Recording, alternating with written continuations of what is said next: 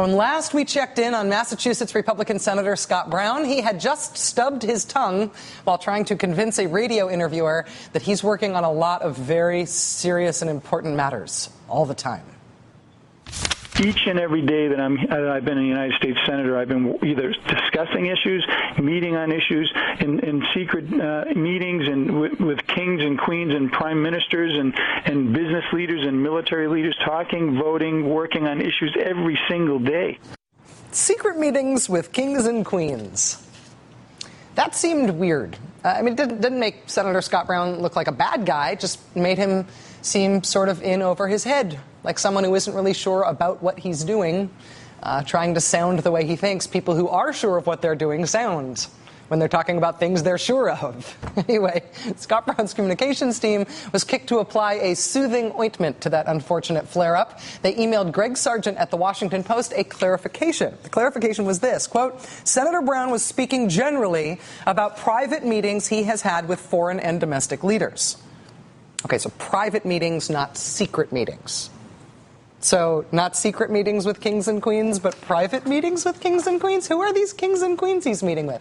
Later on that same day, another missive from the senator's office had to find its way to the Washington Post. The second clarification read, quote, he misspoke when he said kings and queens.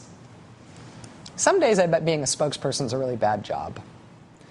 All right, so no secret meetings, no kings and queens.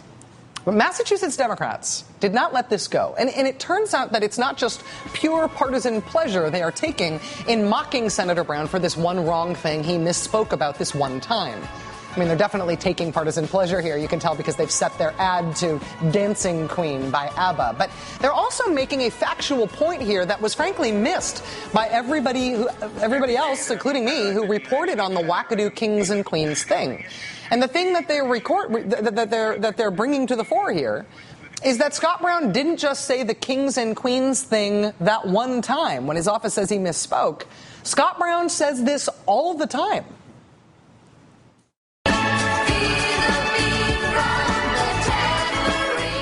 Dealing with kings and queens and the world leaders and business leaders, kings and queens.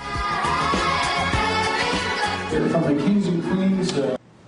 So he didn't just misspeak and say the kings and queens thing once. He says it a lot. What's that about? I would love to ask him. I would love to interview Senator Brown and ask him about the kings and the queens and a lot of other stuff. But the senator does not share my desire for us to speak together.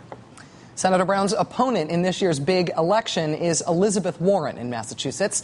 And while I wait for the call that I fear will never come from the senator himself, the woman who could be in that Senate seat as of next year, Elizabeth Warren, will be joining us for the interview next.